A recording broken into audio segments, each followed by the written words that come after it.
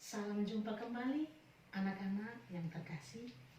Hari ini kita bertemu kembali dalam proses pembelajaran kita di tahun ajaran baru 2020-2021.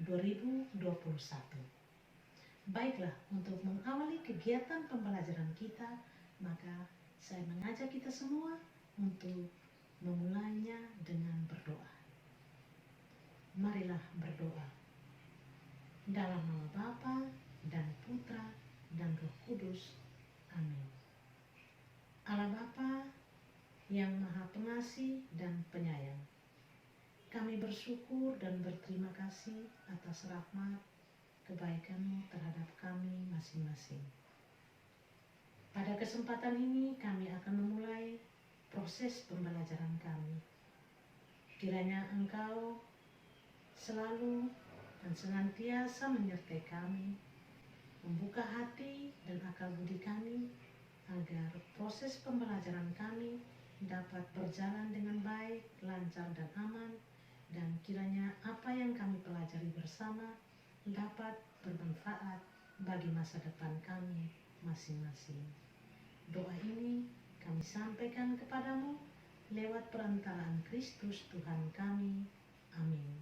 Kemuliaan kepada Bapa dan Putra dan Roh Kudus, seperti pada permulaan, sekarang, selalu, dan sepanjang segala abad. Amin.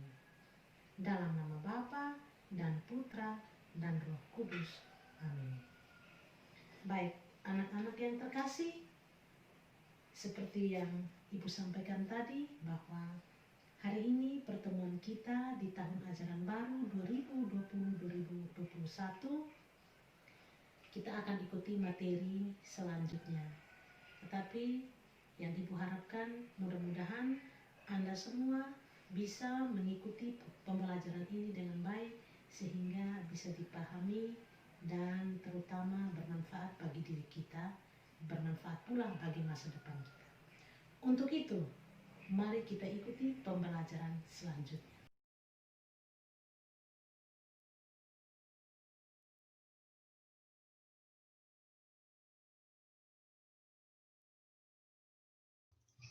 Materi pembelajaran kita hari ini adalah panggilan hidup berkeluarga. Panggilan hidup berkeluarga. Mari kita ikuti selanjutnya.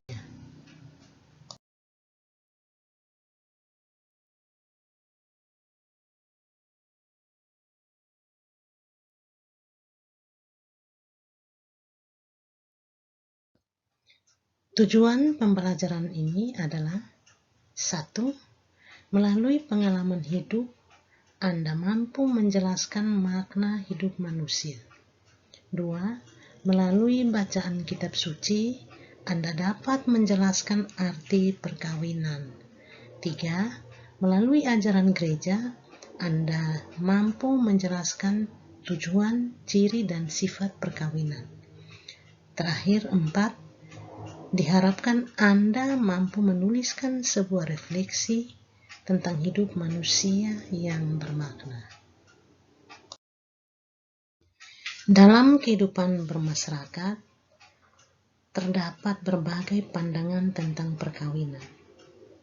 A. Pandangan tradisional, perkawinan itu adalah ikatan antara laki-laki dan perempuan bersama keluarga besarnya.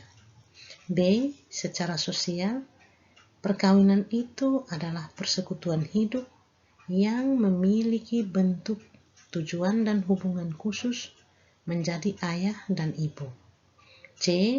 Secara hukum, perkawinan itu adalah perjanjian antara laki-laki dan perempuan yang memiliki ketetapan hukum yang mengikat. D. Secara antropologis, perkawinan itu dipandang sebagai persekutuan hidup antara laki-laki dan perempuan berdasarkan cinta, pengungkapan diri manusia sebagai manusia. E. Arti perkawinan Katolik. Perkawinan Katolik sendiri artinya kesepakatan untuk saling melengkapi, saling mendukung, dan membahagiakan dalam seluruh hidup. Yang terakhir, Perkawinan itu sendiri adalah persekutuan hidup antara laki-laki dan perempuan yang memiliki ketetapan hukum, di mana anak adalah mahkota perkawinan.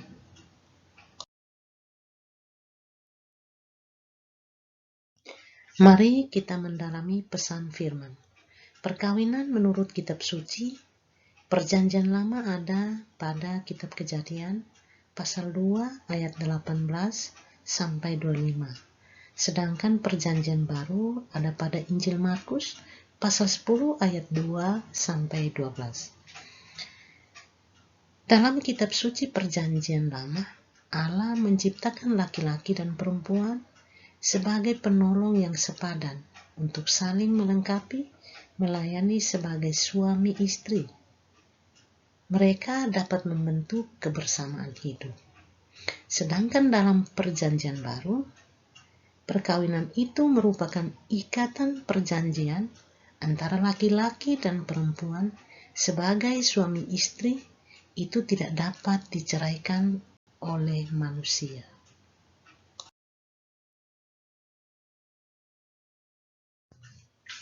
Ajaran gereja tentang perkawinan. Perkawinan menurut kitab hukum kanonik dalam kanon 1055 diungkapkan paham dasar tentang perkawinan gerejawi. A.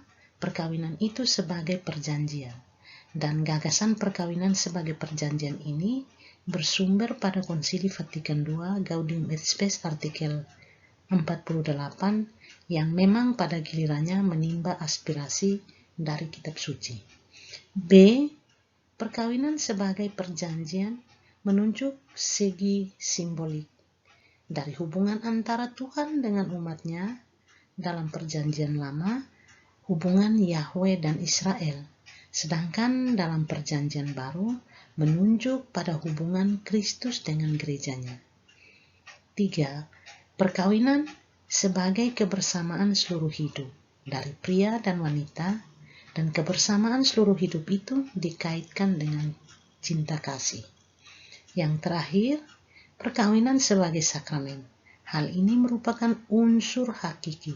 Perkawinan pria dan wanita menjadi tanda cinta Allah kepada ciptaannya dan cinta Kristus kepada gerejanya, yaitu umat Allah sendiri. Ajaran gereja tentang perkawinan menurut Konsili Vatikan II.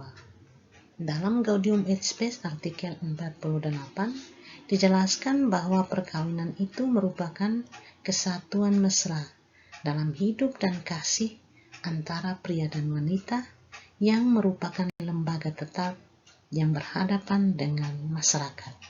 Jadi dalam Gaudium et Spes artikel 48 yang ditekankan di sana adalah kesatuan mesra dalam hidup antara pria dan wanita.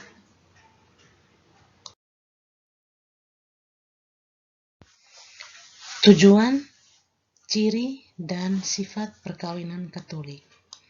Tujuan perkawinan adalah untuk saling mensejahterakan suami dan istri, mengamalkan cinta seluruh jiwa dan raga mereka.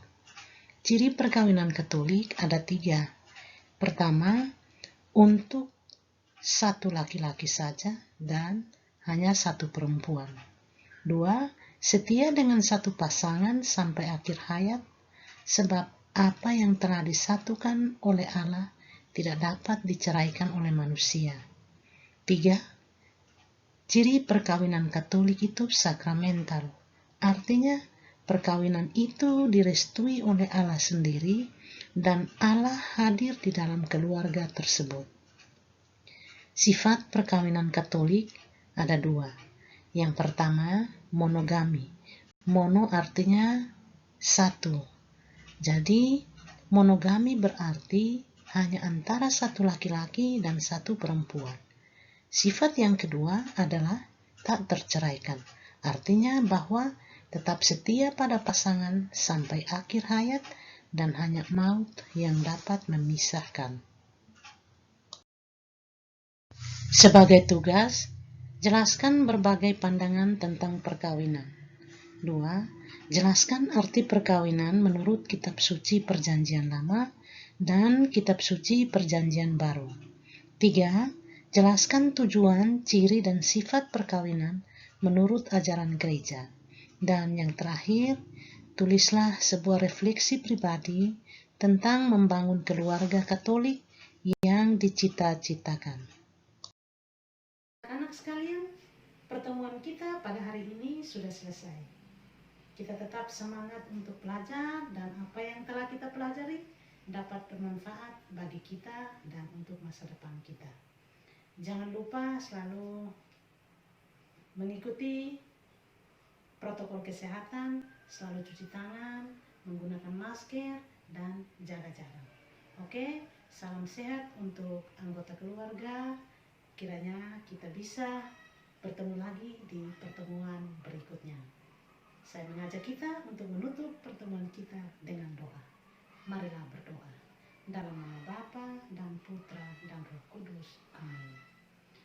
Allah Bapa yang Maha Baik, kami bersyukur karena Engkau telah menyertai kami dalam pembelajaran hari ini. Semoga apa yang telah kami pelajari dapat bermanfaat bagi diri kami dan masa depan kami masing-masing. Tuntunlah kami untuk kegiatan kami selanjutnya. Semoga kami selalu berada di dalam naungan kasih-Mu. Ini doa dan harapan kami yang kami naikkan ke hadirat-Mu demi memuji dan memuliakan Dikau kini dan sepanjang masa. Amin. Dalam nama Bapa dan Putra dan Roh Kudus. Amin.